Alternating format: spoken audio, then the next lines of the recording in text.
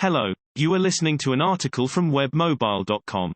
Webmobile, with a Y, provides quality, people-centered, professional mobile app and web development services with globally competitive pricing.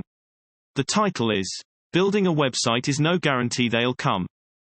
There is a popular phrase from popular culture that says, build it and they will come, which is derived from a quote in the movie Field of Dreams, starring Kevin Costner. The actual line in the movie from which this phrase is derived says, build it and he will come. Now, for a little context, let me lay out the circumstances under which the line was uttered. In the movie, the character played by Costner hears a voice whilst walking his cornfield, which tells him that if he builds it, he will come. The it refers to a baseball field, and the he to Costner's baseball hero, who was no longer living. As the movie progresses, Costner eventually builds the baseball field on his cornfield, and lo and behold, ghosts from his favorite team, the 1919 White Sox, including his hero, arrive. This is a feel-good movie about going out and building your dreams, and that if you do, people will naturally gravitate to what you have built. Of expectations and disappointments. Without a doubt, this is an inspiring story, and I agree that people should build things they intuitively feel they should build, because dreams hold promises that can only be realized by going out and doing it. That being said, we should not look at this as the complete picture. In my years of building websites, I have seen hope rise in people at the prospect of owning their own website. Their spirits are lifted because now they are on the World Wide Web. Their business is online. It, however, is not usually long before I see these high expectations transform into shattered hope and growing disappointment. Soon enough, the new website owner, after their incredible high and excitement, quickly realize that nothing much has changed as far as their business is concerned. Their expectations when building the website were that they will suddenly have more customers than they could care to count. That the website is the savior for their business they had been waiting for so long. This realization hits them with a force that knocks the wind out of them, and sure enough, the website becomes a white elephant.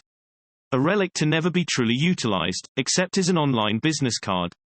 When this happens, and it happens often, it is a waste of an incredible resource, the website that has unrealized potential. The flaw. I know I have painted a grim picture of the outcomes of having a website built. That is not my intention, however. My intention is to point out the fact that, thinking that only building something is sufficient for people to gravitate towards it, is fundamentally flawed. Whilst I am all for going all out and listening to that inner voice and building our dreams, this should never be considered the be-all and end-all. Whether it is in life, in business, or in building websites, we should never fall under the illusion of thinking that building something is all we need to do to succeed. If you build something, get ready to put in massive effort to make it work. In the first instance, the fact that no one knows about what you have built means that there is more work for you to get the word out, so people can actually see and appreciate your creation. Furthermore, it is rare that there is a product that just sells itself. I hear the phrase, it practically sells itself, sometimes. Notice the qualifying, practically, because in the real world, nothing sells itself. Therefore, the biggest flaw in thinking that needs to be addressed is that you have to actively promote your website, or creation, whatever it is. Flawed thinking is thinking that once your website is built, then people will trip all over themselves to visit it, and patronage your business. Building a website is not the be-all and end-all for a business, it is just the beginning. My experience is making a website work. I was also once under the illusion that building a website would be the answer to everything when I built the first website for my business. I quickly learned that this was not the case. My initial efforts to promote the website consisted of the basic activity of giving friends and family the address for them to visit it. Sure enough, I had an increase in visits soon after inviting friends and family to visit it. And then reality quickly set in, once I realized that what I needed were customers, not necessarily visitors. Besides, most friends and family will look at your website once and never visit again. Whilst customers visiting your website are website visitors, not all website visitors are in fact customers. My way of looking at the website changed from that point onward. It was great and exciting to get visitors to the website, even if they were not buying, but it was critical for the website to be able to get visitors who can convert to customers.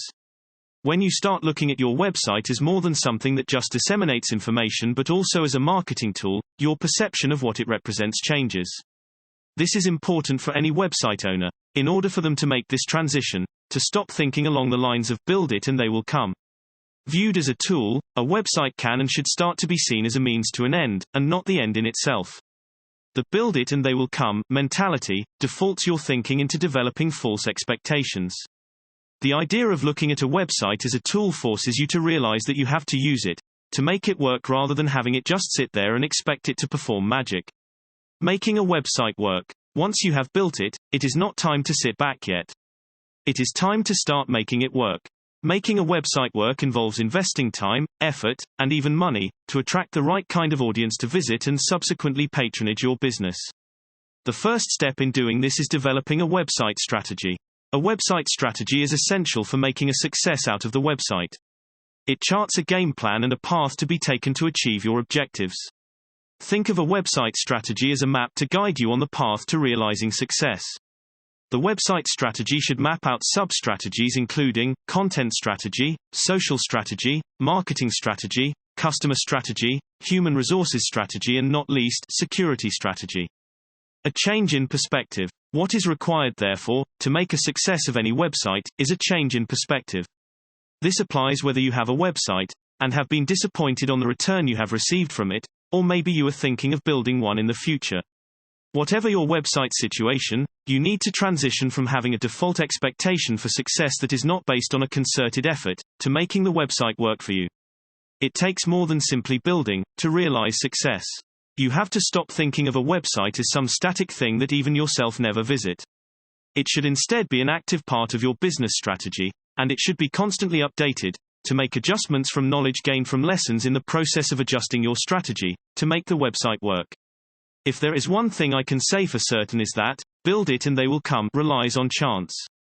And we both know that a self-respecting business cannot count on chance alone. A website owner has to increase their chances of success, by actively using a website as a tool and realizing its potential for what it is, and through dedicated effort, they will indeed come. Want to know when a new blog post is published? Please subscribe. Thank you for listening to the article from webmobile.com. A subscription button is available at the end of each blog post. We would love it and also encourage you to leave your comment at the bottom of the page. Cheers. Hope you listen or read again soon.